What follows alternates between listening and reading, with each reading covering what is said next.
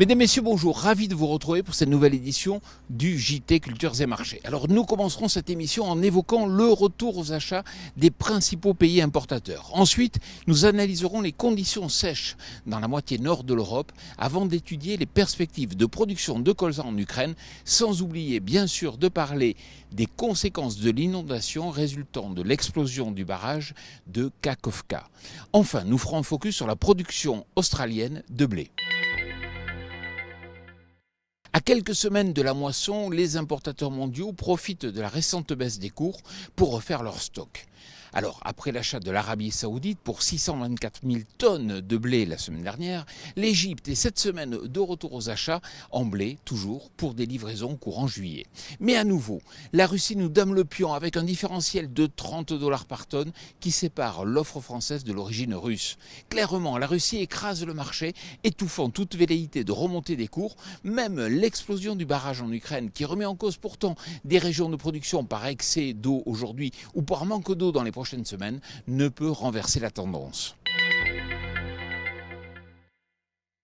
Depuis les semis, les experts sont optimistes, ciblant un rendement en blé en Europe estimé à 5,8 tonnes par hectare, soit au-dessus de la moyenne quinquennale. Mais attention, le climat s'en mêle et le déficit hydrique s'accentue dans la moitié nord de l'Europe, avec déjà des pertes de potentiel par endroit. Alors, quel devenir pour les cultures de printemps? C'est la véritable question. Si la pluie n'est pas de retour dans les prochaines semaines, la tendance des cours pourrait alors s'inverser.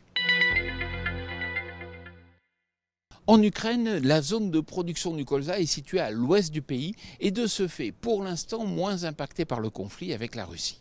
Ainsi, la récolte 2022 a pu atteindre le record de 3,5 millions de tonnes et cette année, les surfaces emblavées devraient se maintenir sur les mêmes niveaux, proches de 1,2 million d'hectares. La différence est que le potentiel de rendement s'affiche en légère baisse par rapport aux 2 dernières années à 2,65 tonnes par hectare. Si le climat est au rendez-vous, la production serait estimée à 3,2 millions de tonnes pour 2023.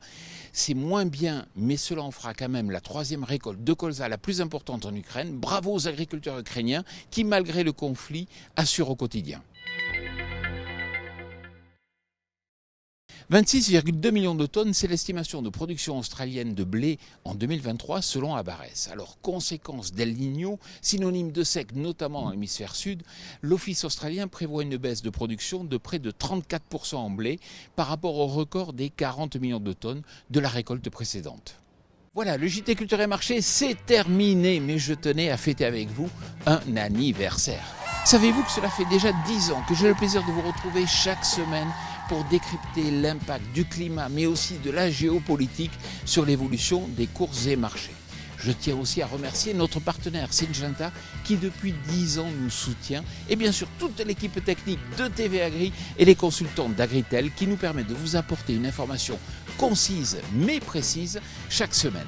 Et si vous êtes présent au Salon Cultural la semaine prochaine dans l'Essonne, venez partager un moment de convivialité avec nous sur le stand Syngenta le 15 juin à 14 h. Je vous attends, à la semaine prochaine.